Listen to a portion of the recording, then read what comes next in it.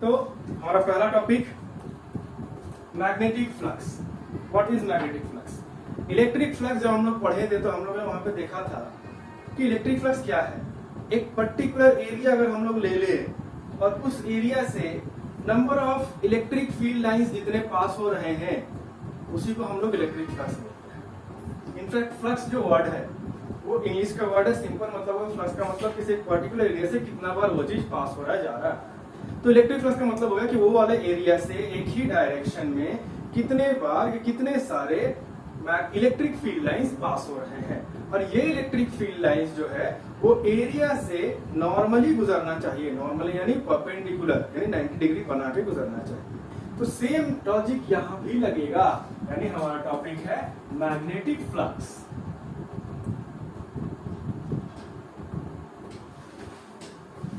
Magnetic flux. अब ये magnetic flux में जैसे कि हम लोग इलेक्ट्रिक फ्लक्स में देखे थे, बिल्कुल यहाँ भी वही है।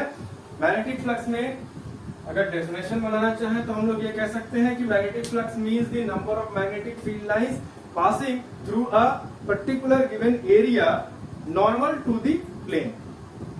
अब यहाँ पे और भी भाषा बदल के सुंदर भाषा में इसको लिख सकते हैं। Magnetic flux is the number of field lines associated with a surface with a coil placed in a magnetic field. बहुत से भाषा में इसको लिख सकते हैं। मतलब यही हुआ कि एक कॉइल ले लेते हैं या कोई भी शेप लेते हैं, कॉइल हो या कोई भी शेप लेते हैं जो एक एरिया हो पर्टिकुलर बनाता हो और वहां से कितने सारे मैग्नेटिक फील्ड लाइन गुजर रहे हैं। अगर सारे के सारे मैग्नेटिक फील्ड लाइंस उस एरिया से 90 डिग्री बना के जा रहे हैं तब तो सब कुछ ठीक है। जैसे कि मान लो अगर यहाँ पे हम लोग बनाते हैं, मान लो ये एक पर्टिकुलर एरिया हो गया, ये वाला पर्टिकुलर एरिया में अगर मैग्नेटिक फील्ड लाइंस ये ऐसे रखे हैं, ये वाला रखा है, ऐसे नहीं रखा हुआ, ये ऐसे रखा हुआ, इसीलिए थोड़ा सा ऐसे दिख रहा है ऐसे। तो यहाँ पे सारे मैग्नेटिक फील्ड लाइंस अगर ऐसे जा रहे हैं यानी 90 degree to the surface, magnetic field lines. और हम जैसे तुम लोगों को सिखाए हैं कि एरिया से जब भी बात करें हम लोग तो एरिया वेक्टर का लगाना बहुत जरूरी हो जाता है। तो एक एरिया वेक्टर अगर हम लोग यहाँ पे लगा दें तो अच्छा रहेगा। Let the area vector be this one. Area vector क्या होता है? 90 डिग्री टू दी एरिया। तो एरिया वेक्टर हम लोगों का ये रहा। अब यहाँ पे हम लोगों को साफ साफ दिख रहा है कि एरिया वेक्टर से मैग्नेटिक फील्ड लाइन 90 डिग्री बना के 0 डिग्री बना रहा है। 90 डिग्री बना रहा है एरिया के साथ और एरिया वेक्टर के साथ 0 डिग्री बना रहा है। हम दिख रहा है। तो यहाँ पे हम लोग उसी तरीके से फॉर्मूला लगाएंगे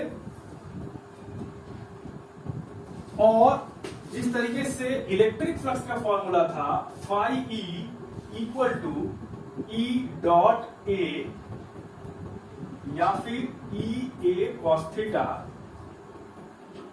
ठीक वैसे ही यहां पर भी मैग्नेटिक फ्लक्स वैसे ही बनेगा, यानी phi B is equal to B dot A.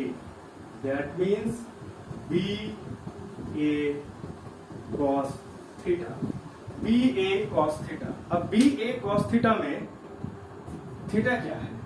Theta is the angle between the area vector and the magnetic. ये वाला फॉर्मूला हम लोग कब लगाएं? ये वाला फॉर्मूला इनफैक्ट हर जगह ही लगा सकते हो। Suppose there is a situation in which the magnetic field line is making an angle theta. मान लो ये रहा हमारा magnetic field line B. This magnetic field line B is making an angle theta with the area vector. ये रहा that angle theta. तो इस magnetic field line को हम लोग रेजोल्यूट कर सकते हैं दो रेक्टेंगुलर कंपोनेंट में। ये हो जाएगा बी साइन थीटा और इसी का ऊपर जो यहाँ पे आ जाएगा बी कॉस थीटा। और हमारा जो डेफिनेशन होता है फ्लक्स का उसी डेफिनेशन में ये इंक्लूडेड है कि we will only take the component which is along the area vector या फिर नॉर्मल टू द एरिया। तो हम लोग इसमें कौन सा लेंगे? B cos theta. That means A into B cos theta. तो हम लोग ये वाले फॉर्मूले में यही वाला फॉर्मूला हमेशा यूज कर सकते हैं और वहां पे थीटा का वैल्यू पुट कर देंगे तो हमारा काम चल जाएगा। अगर ये पहले से ही ऐसा है तो यानी angle between the area vector and the angle between the B is 0। तो यहाँ पे b cos 0 यहाँ पे लिख देंगे, cos 0 1 होता है, we will get the maximum flux. अगर हमारा मिनिमम फ्लक्स कब मिलेगा ये वाला, या नो फ्लक्स, मिनिमम फ्लक्स कब होगा जब ये वाला हम लोग पकड़ेंगे। दैट मींस ये अगर ऐसे रहेगा तो इसका एंगल कितना बन जाता है, 90 डिग्री बन जा रहा है, यानी cos 90 0, पूरा का पूरा वैल्यू 0। और जाहिर सी बात है अगर हमारा ये एरिया रहा, सपोज ये अगर हमारा एरिया है, तो अगर ये वाले एरिया से हमारा मैग्नेटिक फील्ड लाइन ऐसे करके निकल रहा है तो बहुत सारे मैग्नेटिक फील्ड लाइन यहाँ से गुजर रहे हैं।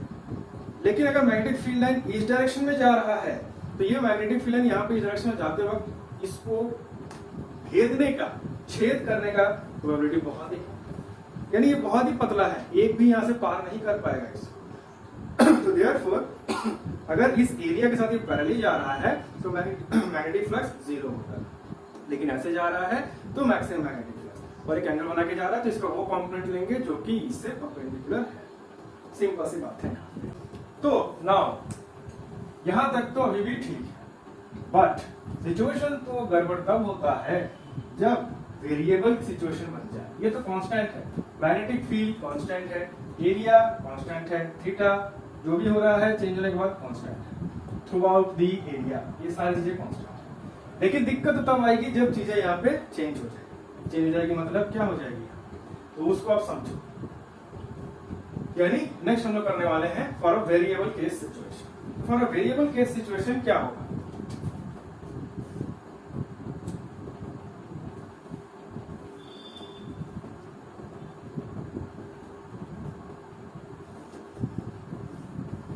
वेरिएबल सिचुएशन में हम लोग क्या देखेंगे, जैसे कि मान लो ये चीज आप समझने की कोशिश करना। सपोज मैग्नेटिक फील्ड जो ये दिख रहा है, मैग्नेटिक फील्ड का वैल्यू हर एक पॉइंट पे अलग अलग रखता हो।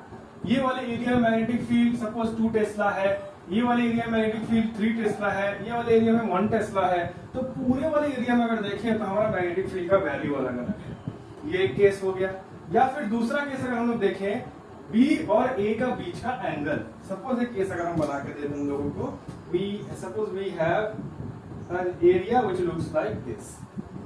ये अगर एरिया हुआ और हमारा मैग्नेटिक फील्ड लाइंस ऐसे करके गुजर रहा है, देन इन दैट केस हमको क्या दिख रहा है, यहाँ पे एरिया वेक्टर कैसा दिखेगा, हर एक पॉइंट पर हम देखें तो 90 डिग्री बनाते हैं। This is the area vector at this point, this is the area vector at this point, this is the area vector at this point, ये हो गया एरिया वेक्टर यहाँ पे एंड ये हो गया एरिया वेक्टर यहाँ पे। लेकिन मैग्नेटिक फील्ड को अगर देखें हम लोग तो यहाँ से मैग्नेटिक फील्ड लाइंस ऐसे गुजर रहा है, यहाँ से पूरा इसके साथ जा रहा है, यहाँ से यहाँ पे चला गया, यहाँ भी ऐसे चला गया और यहाँ पे बिल्कुल एक ही डायरेक्शन मैग्नेटिक फील्ड लाइन जा रहा है। तो इसी एरिया में हम देखें तो यहाँ पे एंगल कुछ और है, यहाँ पे एंगल कुछ और है, यहाँ पे अलग है, यहाँ पे अलग है और यहाँ पे अलग है। तो एक ही सरफेस में हम लोग को अलग अलग एंगल मिल रहा है। जाहिर सी बात है यहाँ पे सवाल ये पैदा हो सकता है कि कौन सा एंगल ले, अगर ये वाला फॉर्मूला पुट करेंगे तो, बिकॉज cos थीटा का वैल्यू तो एक ही हो सकता है, तो कौन सा लिया जाए। कोई भी लोगे तो आंसर गलत ही आएगा, क्योंकि अगर ये θ1 पुट करोगे तो यहाँ तो θ1 है ही नहीं, सब तो अलग है। θ3 पुट करोगे तो यहाँ पर θ3 नहीं है, यहाँ पे θ3 नहीं है, तो क्या पुट करोगे। इसीलिए हम लोग क्या करते हैं, जब भी तुम लोग हम बताए हैं वेरिएबल सिचुएशन अगर मिले तो वहां पे छोटे छोटे हिस्सों में चीज को तोड़ दो, उस चीज को छोटे छोटे हिस्सों में तोड़ो जिसको तोड़ने से यूनिफॉर्मिटी मिल सकता है। जैसे कि यहाँ पे अगर हम लोग ये वाले पोर्शन में इसको तोड़ दे और यहाँ से अलग कर दे, यहाँ से अलग कर दे, यहाँ से अलग कर दे, तो फॉर दिस पोर्शन ओनली हमको θ1 सारे जगह पे, अगर जहां पे हम लोग देखें यहाँ पे मिल सकता है। अगर नहीं मिल रहा है तो उसको और छोटा तोड़ो, तोड़ते तोड़ते तोड़ते तोड़ते इनफाइनाइटेसिमली स्मॉल हिस्सा में तोड़ दे, इतना छोटा कि माइक्रोस्कोप से बहुत छोटा दिखे। तो उतने छोटे हिस्से में अगर तोड़ देंगे तो जाहिर सी बात है वहां पे तो हमको यूनिफॉर्मिटी मिलेगा ही मिलेगा। तो वहां पे अगर यूनिफॉर्मिटी मिलेगा तो फॉर दैट पोर्शन हम वहां पे लगा सकते हैं ये वाला फॉर्मूला। वहां पे b भी कांस्टेंट होगा, a का यानी b और a के बीच का एंगल भी for that portion only constant रहेगा, तो हम लगा सकते हैं। तो अगर वैसा हम लोग लिख दिए कि phi b1 is equal to ba cos θ1, ये निकाल दिए। ऐसे करके दूसरा सिचुएशन अगर हम लोग बना दिए, सपोज दूसरे पोर्शन पे हमको अलग यूनिफॉर्मिटी मिल रहा है, तो phi b2 is equal to B A cos theta है। ये भी हम लोग लिख सकते हैं। ऐसे करके हम लोग डॉट डॉट इनफाइनाइट केसेस बन सकते हैं। 5ba cos theta n। For that portion only हमको यूनिफॉर्मिटी मिल रहा है। अब वो यूनिफॉर्मिटी के लिए हम लोग उस पोर्शन के लिए फ्लक्स निकाल सकते हैं और फाइनली ये सारे फ्लक्स को अगर हम जोड़ दें तो flux for this whole area निकल के आ जाएगा। यानी अगर हमको नेट फ्लक्स चाहिए, total flux associated with the entire body, तो 5b1 plus 5b2 plus dot 5b है। That means summation of 5bi where I is equal to 1 to n। सीधा सा बात है। अब ये वाला यानी कितने छोटे हिस्सों में इसको तोड़ दिए हैं कि इनफाइनाइट नंबर ऑफ पीसेस मिल जा रहे हैं। यहाँ पे बहुत ही ज्यादा पीसेस मिल जा रहे हैं, तो वहाँ पे समेशन काम नहीं करता है। वहाँ पे हमको इंटीग्रेशन डालना पड़ता है। जो तोड़ रहे हैं यहाँ पे डिफरेंशिएशन हमको देना पड़ता है। तब यही चीज हम लिखेंगे B D A cos theta 1, यानी यहाँ पे हो जाएगा B D A cos theta 1। यहाँ पे ए को इतना छोटा हिस्सा में हम तोड़ दिए, इतना छोटा हिस्सा में तोड़ दिया कि इसको डी ए लगाना पड़ रहा है। देन इन दैट केस ये भी हो जाएगा डी 5b1, यानी बहुत ही छोटा फ्लक्स फॉर दैट छोटा amount of area. And in that case same principle follow होगा यहाँ पे, और नेट फ्लक्स हम लोग निकालेंगे ये फॉर्मूले के साथ, यानी net 5b is equal to integration of the area B dot dA. That means integration of area B dA cos theta या B cos theta dA, आगे पीछे कर सकते हैं, कोई बात नहीं। अब ये एरिया यहाँ पे लिख रहे हैं, यहाँ पे लिमिट्स भी हम लोग पुट कर सकते हैं। अगर हम लोग को एरिया के लिमिट्स मालूम हो कहाँ से कहाँ तक इंटीग्रेट करना है तो वो भी हम लोग पुट कर सकते हैं। इसलिए यहाँ पे एरिया लिख दिए, क्योंकि अगर लिमिट हो तो पुट कर सकते हैं, नहीं लिमिट हो तो नहीं पुट कर सकते हैं। डेफिनेट इंटीग्रल, इंडेफिनेट इंटीग्रल जो मन में आए यहाँ पे अकॉर्डिंग टू सिचुएशन लगाया जा सकता है। So this is the variable case situation, कुछ अलग नहीं है। ऐसा हम लोग बहुत बार कर चुके हैं, वेरिएबल सिचुएशन हम लोग हो चुके हैं। तो अगर हमारे पास फिक्स सिचुएशन है तो हम लोग ये वाला फॉर्मूला अपनाएंगे, अगर हमारे पास वेरिएबल सिचुएशन है तो हम लोग ये वाला फॉर्मूला को अपनाएंगे। बस यही तक है हमारा मैग्नेटिक फ्लक्स। और अब हमारा इसका यूनिट बाकी रह गया, वो भी लिख सकते हैं हम लोग। ऐसा यूनिट अगर हमारा मैग्नेटिक फ्लक्स का लिखने जाए तो ऐसा unit of magnetic flux is weber.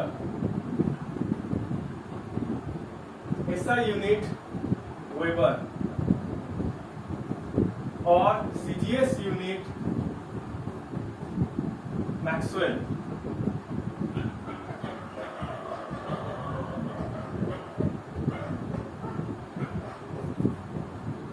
Weber, Maxwell. और यहां पे याद रखना, अगर किसी साइंटिस्ट के नाम से यूनिट दिया जाए, जैसे कि हम लोग क्लास 11 में पढ़ा था, फर्स्ट लेटर अगर एक ही लेटर का हो तो कैपिटल होता है, अगर वो 2 लेटर का हो तो पहला वाला कैपिटल होगा और दूसरा वाला स्मॉल लेटर होगा। लेकिन जब नाम फुल नाम में लिखोगे तो उसको स्मॉल लेटर में लिखना जरूरी होता है, ये नियम है। इसीलिए फुल नाम में स्मॉल में इसको लिखना। लेकिन शॉर्ट में अगर लिखना है यूनिट तो एक कैपिटल होगा और दूसरा होगा स्मॉल। और हम लोग को मालूम है वेबर क्या होता है। वेबर का मतलब हम लोग टेस्ला मीटर स्क्वायर लिख सकते हैं। This means tesla metre square. तो मैक्सवेल सीजीएस है तो यहाँ पे हो जाएगा गॉस सेंटीमीटर स्क्वायर। सिंपल सी बात है। कन्वर्जन की अगर हम लोग बात करें यहाँ पे तो 1 weber is equal to 10 to the power of 5 Maxwell.